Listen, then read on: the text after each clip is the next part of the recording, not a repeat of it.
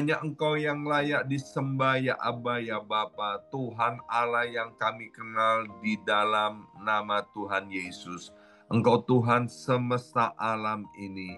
Terima kasih untuk kesempatan yang Tuhan anugerahkan buat kami, sehingga kami dapat berada di dalam hadirat-Mu pada hari ini.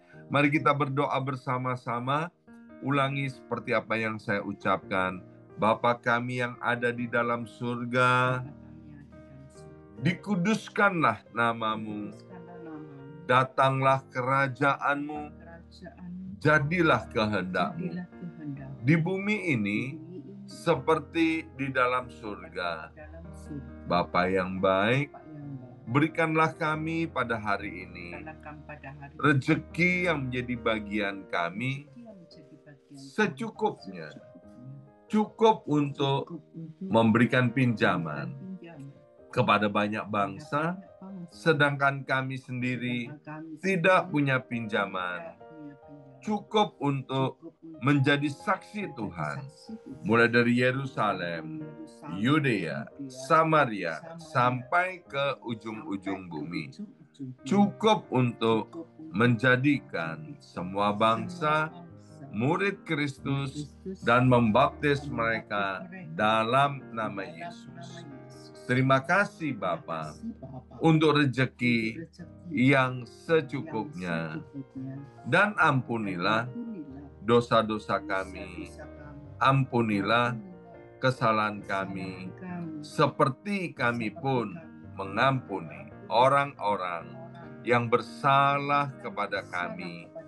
Dan janganlah masukkan kami ini ke dalam pencobaan, tetapi bebaskanlah kami dari segala yang jahat, sebab Engkaulah yang empunya kerajaan, kuasa, dan kemuliaan sampai selama-lamanya. Dalam nama Tuhan Yesus, kami sudah berdoa. Haleluya, haleluya. Mari Bapak Ibu sekalian, sekarang kita bersama-sama secara serempak dan serentak kita akan menggemakan Mazmur 91 dengan suara yang keras, dengan suara yang lantang dari tempat kita masing-masing. Alkitab berkata, mati dan hidup dikuasai oleh lidah. Siapa suka menggemakannya akan memakan buahnya. 2, 3. Mazmur 91.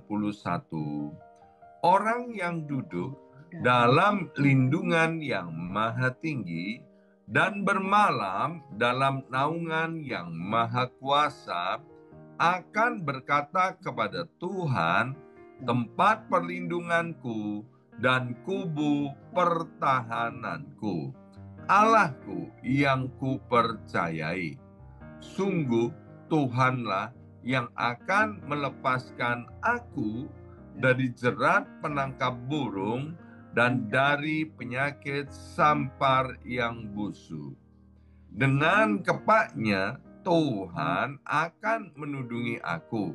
Di bawah sayapnya aku akan berlindung. Kesetiaan Tuhan ialah perisai dan pagar tembok. Amin, amin, amin. Terjadi di dalam nama Tuhan Yesus.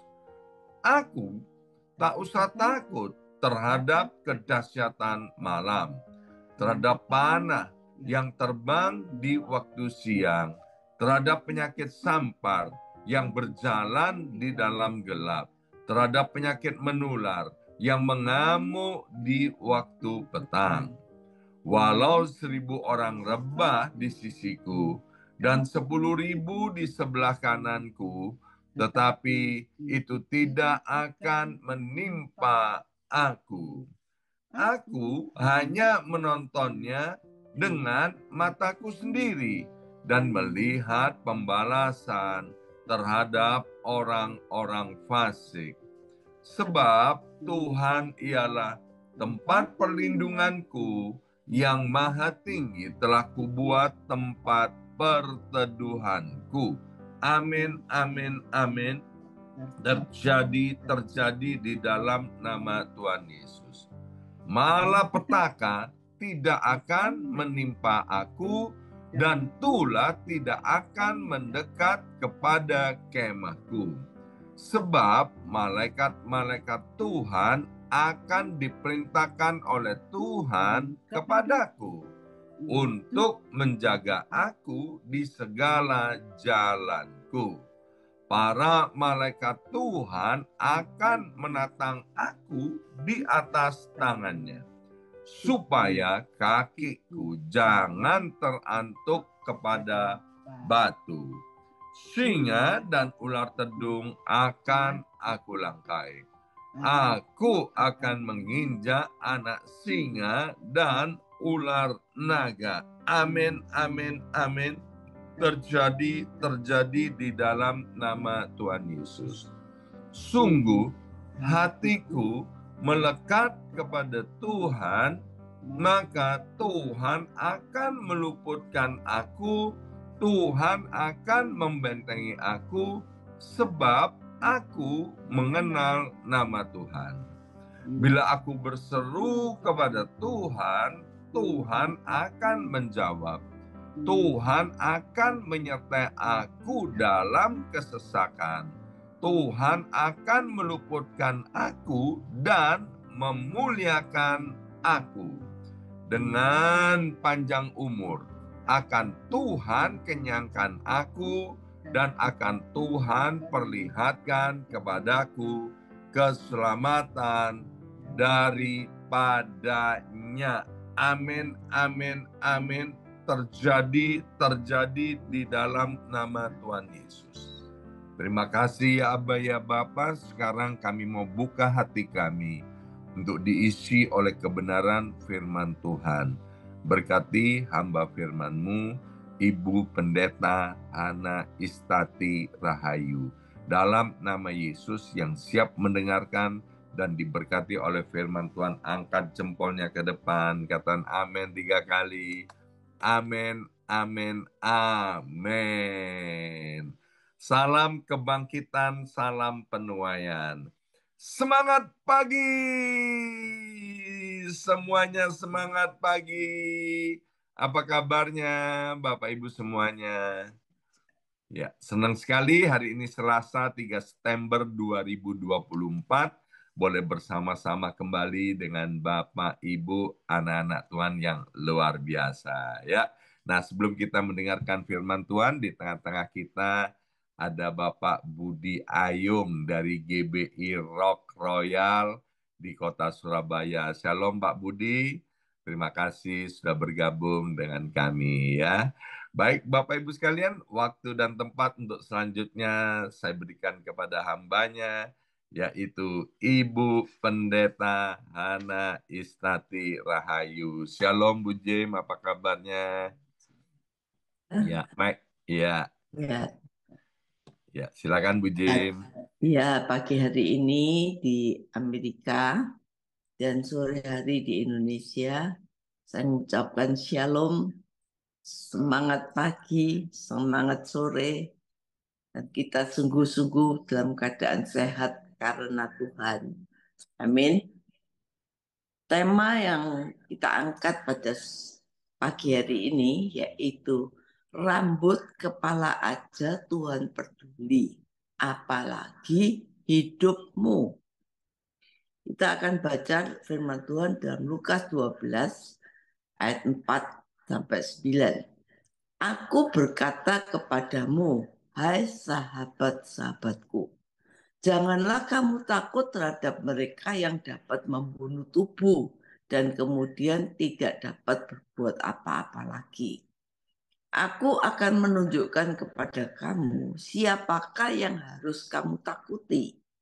Takutilah dia yang setelah membunuh mempunyai kuasa untuk melemparkan orang ke dalam neraka. Sesungguhnya aku berkata-kata padamu, takutilah dia. Bukankah burung pipit dijual 5 ekor 2 duit? Sungguh pun demikian tidak seekor pun daripadanya yang dilupakan Allah. Rambut kepalamu pun terhitung semuanya.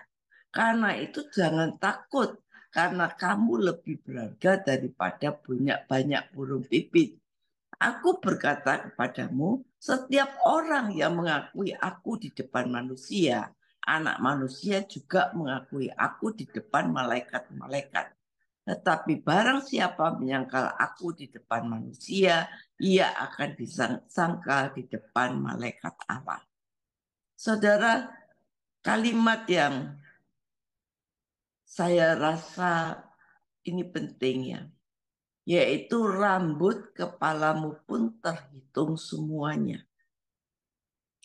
Dan ayat ini sangat dikesankan bagi semua orang percaya.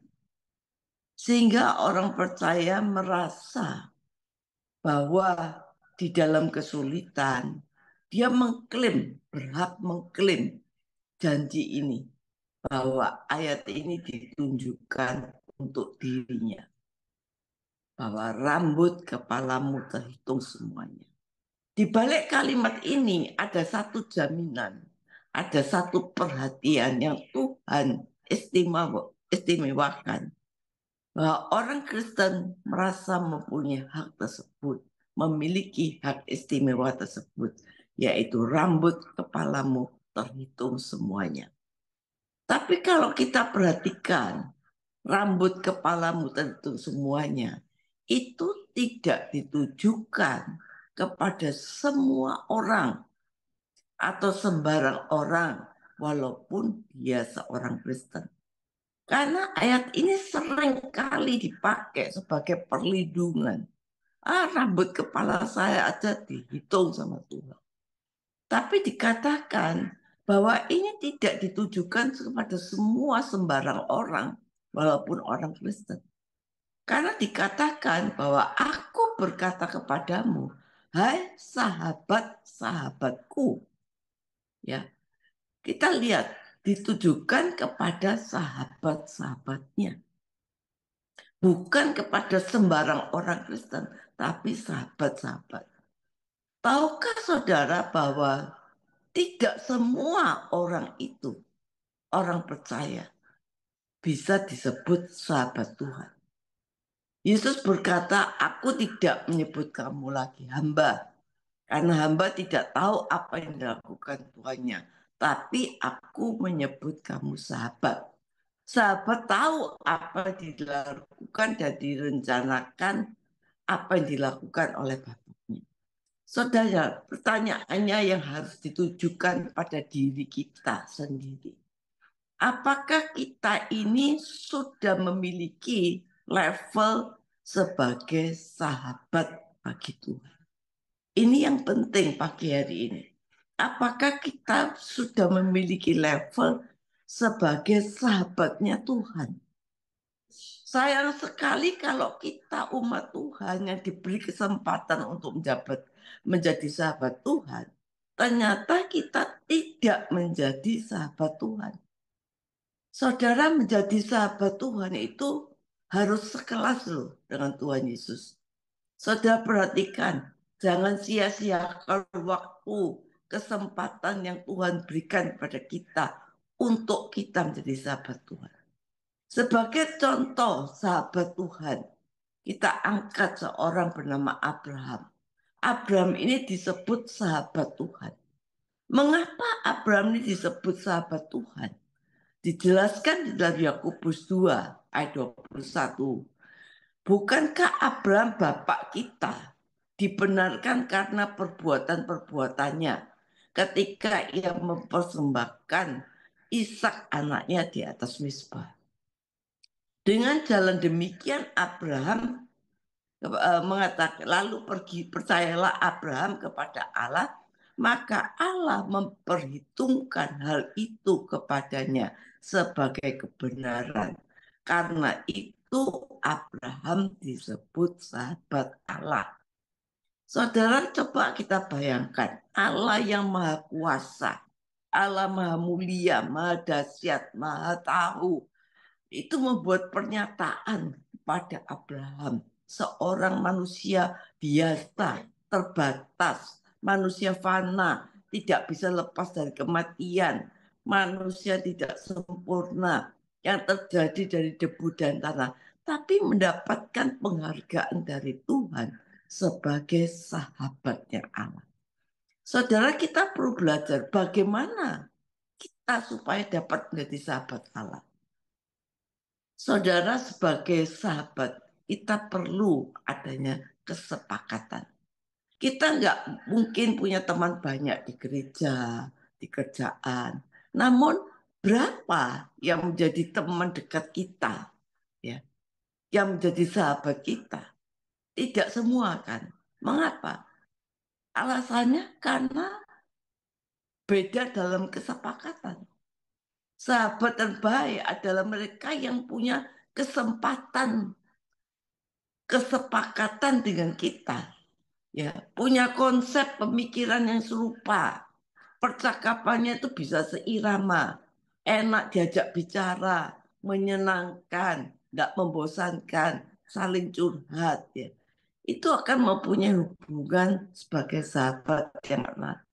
Kalau pemikiran kita sudah tidak pernah cocok, pendapat kita selalu berbeda, nggak ada kesepakatan, pilihan keputusan kita juga berbeda, tidak mungkin menjadi sahabat.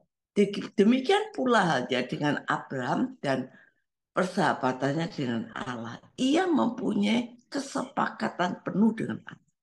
Kalau kita baca di dalam Kejadian 26 ayat 3 sampai 5, Allah berbicara kepada Ishak satu janji yang sudah pernah diberikan kepada Abraham, dan janji itu dipegang erat-erat oleh Ishak, yaitu yang Allah pernah berkata pada Abraham, tinggallah di negeri ini sebagai orang asing. Aku menyertai engkau, aku memberkati engkau. Kepadamu keturunanmu akan kuberikan seluruh negeri ini. Aku menetapi sumpah yang telah kuikrarkan kepada Abraham, ayahmu. Aku akan membuat banyak keturunanmu seperti bintang di langit. Keturunanmu akan memenuhi bumi. Keturunanmu semua menjadi bangsa di bumi, menjadi berkat. Ini pernah diberikan kepada Abraham dan juga saat ini diberikan kepada anaknya Ishak sampai keturunannya. Dikatakan kalau saudara baca kejadian dalam Kejadian 26 ayat 5. Karena apa? Kenapa? Ini janji Tuhan yang luar biasa nih, turun-temurun. Ayat 5 dikatakan, karena Abraham telah mendengarkan firman-Ku dan memelihara kewajiban kepadaku, yaitu segala perintah, ketetapan, dan hukum-Ku. Saudara, mengapa Allah membuat janji yang tidak bersyarat kepada Abraham, kemudian diteruskan kepada janjinya kepada Ishak, anak laki-laki Abraham? Karena Abraham mentaati Allah dan memelihara perintah-perintahnya. Abraham mempunyai kesepakatan sepenuhnya kepada Allah. Ia mentaati segala dengan tepat segala perintah sekecil-kecilnya, bahkan pada saat dia tidak mengetahui apa yang akan terjadi, tetapi Abraham tetap taat. Dan hal ini merupakan salah satu faktor persahabatan dengan Allah, sehingga Abraham disebut sahabatnya Allah. Yang kedua, sebagai sahabat itu perlu kesetiaan. Ya, faktor yang penting itu yaitu kesetiaan. Setia itu baik dalam kesusahan, baik dalam kesenangan. Ya, kita punya sahabat bukan cuma kalau ada gula ada sebut, tapi sebagai sahabat sejati, saling setia, saling mempercayai, saling mendukung, saling berkorban, saling bisa diandalkan. Bila diperlukan selalu ada, ya. Dan Yesus menjelaskan kesetiaan itu penting, saudara. Dan Yesus meninggalkan teladan, yaitu pada malam hari menjelang kematiannya. Yesus berbicara pada murid-muridnya yang mengatakan, Yohanes 15 ayat 13, tidak ada kasih yang lebih besar daripada kasih seorang yang memberikan nyawanya kepada sahabat-sahabatnya. Saudara, Dan Yesus setia dengan perkataan ini. Yesus Kristus dikatakan dia memberikan nyawanya sebagai tebusan dosa kita. Dia mempraktekkan apa yang diajarnya sebagai pernyataan persahabatannya dengan kita.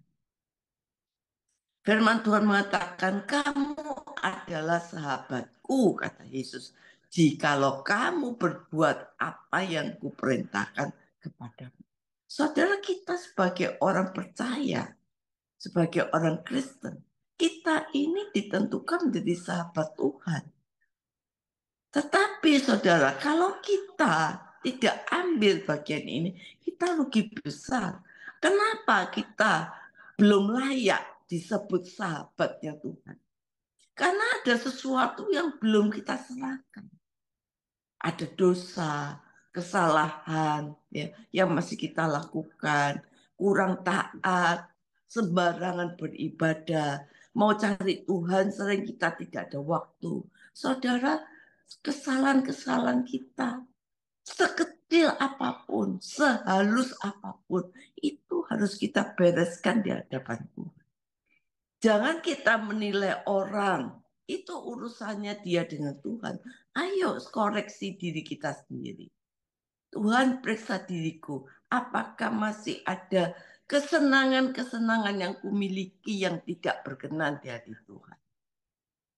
Mestinya Tuhan, apa yang aku harus lakukan menurut Engkau? Saudara, juga apa yang masih ku genggam, yang ku cintai, yang belum kuserahkan kepada Tuhan, karena itu menjadi berhala kita. Saudara, apabila kita punya sahabat sejati, maka kita percaya kita akan setia, kita akan taat. Kita sebagai sahabat sejatinya Allah, kita akan setia, kita akan taat, saudara. Abraham itu taat ketika Abraham menerima perintah suruh menyerahkan anaknya Ishak. Dia tidak ada pertanyaan tentang hal ini kepada Allah. Mengapa Allah enggak ada? Ishak ini merupakan anak satu-satu yang dikasihi, anak perjanjian. Melalui anak ini akan dikatakan bahwa akan memenuhi bumi, ya. Abraham akan diberkati, dan saat itu Allah minta anaknya, tapi Abraham berikan tanpa pertanyaan. Oleh karena itu Abraham disebut sahabat Allah. Hubungan Allah dan Abraham sangat luar biasa. Sahabat yang sejati itu juga harus percaya sepenuhnya. Orang yang percaya sepenuhnya, dipercaya, tidak akan mengkhianati kita. Tuhan berkata, aku tidak menyebut kamu lagi hamba, aku menyebut kamu sahabat. Karena apa? Karena hamba tidak tahu apa yang diperbuat Tuhannya, tapi sahabat, dia tahu apa yang direncanakan Tuhannya. Karena itu Yesus memberitahukan pada kita segala sesuatu apa yang dia dengar dari Bapa, apa yang direncanakan Bapak di surga, apa harapan Bapak di surga, apa keinginan Bapak di surga, itu disampaikan kepada kita sebagai sahabatnya. Maka kita harus membalas sikap kita. Kita harus taat, setia. Kita harus meluangkan waktu untuk bercakap-cakap intim dengan Tuhan. Mencurahkan isi hati kita pada Tuhan. Menceritakan kebutuhan kita pada Tuhan. Saudara, inilah seorang sahabat. Jadi tidak semua orang bisa klaim, oh rambut saya, rambutku Tuhan pelihara, maka saya pelihara itu saya. Saudara enggak, tidak saudara. Ingat ayat yang awalnya, kepada sahabat-sahabatku. Jadilah sahabatnya Tuhan, maka Tuhan akan memelihara saudara. Tidak ada selai rambutmu jatuh, dan rambutmu itu akan dihitung. Yang kedua, kita perhatikan kata rambut. Arti rambut di kepala, dikatakan rambut di kepalamu terhitung. Kita harus menyadari bahwa segenap hidup kita ini milik Tuhan. Kalau rambut kita di kepala terhitung, itu maksudnya apa? Maksudnya bahwa kamu ini adalah miliknya Tuhan. Kita ini miliknya Tuhan, termasuk rambut di kepala kita. Saudara, seperti zaman dahulu, karena orang memiliki domba, dia akan menghitung semua dombanya. Bahkan dia kenal dombanya satu persatu. Karena itu domba miliknya. Demikian kalau kita ini miliknya Tuhan, Tuhan perhitungkan rambut di kepala kita. Tuhan menjaga, melindungi kita. Saudara, bukan Tuhan cuma melindungi kita, tapi arti rambut di kepala kita dihitung. Lebih dari itu, Dia adalah pemilik hidup kita sampai rambut kepala kita dihitung. Saudara, kalau segenap hidup kita ini miliknya Tuhan, mestinya tidak ada yang perlu kita pertahankan. 1 Korintus 6 ayat 19 berkata, aku tidak tahukah kamu bahwa kamu adalah bait Roh Kudus. Roh Kudus adalah kamu peroleh dari Allah dan kamu bukan milik kamu sendiri. Hidup kita ini milik Tuhan. Kita ini bukan milik kita sendiri. Kalau kita mau jadi sahabat Tuhan, jangan kita mencintai lebih dari lain. Cintailah Tuhan Allahmu lebih dari segalanya. Menjadi sahabat Tuhan. Saudara, Tuhan harus menjadi harta satu-satunya dalam hidup kita. Kita harus tahu kita ini miliknya. Saudara tidak usah khawatir. Kalau kita milik Tuhan, kita dimiliki Tuhan, maka rambut kepala kita ini dihitung. Dan bukan rambut kepala dihitung, tapi selai pun tidak jatuh tanpa seizin Tuhan. Saudara, kalau kita ini miliknya Tuhan, ayo kita sebagai anak Tuhan, kita berguna untuk kerajaan surga. Saudara, jangan kita tidak berbuat apa-apa untuk Tuhan. Kalau Tuhan demikian rupa sangat memperhatikan kita, ayo kita setia, perhatikan Tuhan. Tanya Tuhan, Tuhan apa yang harus kita lakukan untuk Tuhan. Saudara, apa yang bisa kita lakukan sekecil apapun, saudara. Menghibur teman yang susah, membagi roti yang tidak punya roti, memberi pertolongan. Saudara, kita tidak sebagai melayani Tuhan, bukan kita harus jadi pendeta, menjadi full timer di gereja, tapi kita melayani apapun yang bisa kita lakukan. Karena itu menyenangkan hati Bapa, menyenangkan hati Tuhan. Mungkin selama ini kita tidak sungguh-sungguh menjadi sahabat Tuhan. Tapi Tuhan berkata, aku berkata kepadamu, setiap orang mengakui aku di hadapan manusia, anak manusia juga akan mengakui dia di depan malaikat. Saudara, jangan takut apa yang terjadi dalam hidupmu, saudara. Burung pipit dijual 5 ekor 2 duit, saudara. Mata uang yang paling kecil, murah, tapi tak seekor pun yang dilupakan Allah. Tiap hari tuh Tuhan bela kita sampai rambut kepala. Saudara, apabila kita sendiri berapa jumlah rambut kita di kepala kita? Siapa yang bisa menghitungnya? Siapa yang tahu berapa banyak rambut kita yang jatuh di kepala kita? Tidak ada seorang pun yang tahu. Jangankan untuk menghitung jumlah rambut kita yang jatuh di kepala kita setiap hari, kita tidak tahu. Saudara, ini artinya ada hal-hal yang kita tidak ketahui. Ada banyak hal yang tidak pernah kita tahu. Berarti kita sendiri tidak tahu akan diri kita. Tapi Tuhan tahu. Ini luar biasa. Allah bisa menghitung rambut kita satu persatu. Allah sanggup menjaganya. Saudara, ketika kita dalam keadaan situasi dalam hidup kita takut ya. Kita dalam keadaan goncang ya. Tuhan mengingatkan burung pipit di udara yang murah itu dipelihara Tuhan, apalagi hidup kita. Rambut di kepalamu terhitung semuanya. Jangan takut, kita lebih berharga dari burung pipit. Tuhan punya beberapa cara di dalam menolong kita. Saudara, tidak ada orang yang bisa mengontrol tubuh kita, hanya Tuhan. Saudara, oleh karena itu bayangkan, kalau saat ini ada suara si jahat yang terus ngiang-ngiang di telinga kita, di pikiran kita, mengintimidasi kita, membuat kita tidak berdaya. Iblis membuka suaranya terus mengiang-iang dalam hidup kita, sehingga kadang-kadang kita menjadi lemah. Tapi percaya hari ini, biarlah suara Tuhan lebih mengiang-iang di dalam hidupmu. Jika rambut di kepalamu saja tidak luput dari pantauan Tuhan, apalagi kehidupan saudara. Saudara, kita lihat rambut itu sungguh-sungguh diperhatikan Tuhan. Kita lihat contohnya, Sadrak, Mesak, Abednego dimasukkan di dalam gua api karena percayanya kepada Tuhan. Jangan takut kepada orang bisa membunuh jiwa.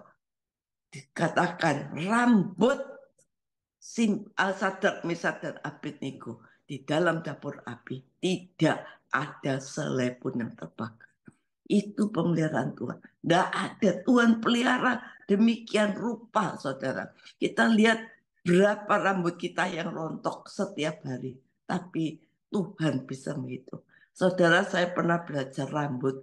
Ya, di dalam rambut ini ada 100.000 follicle rambut di dalam hidup kita. Karena saya pernah belajar mengenai rambut, saudara.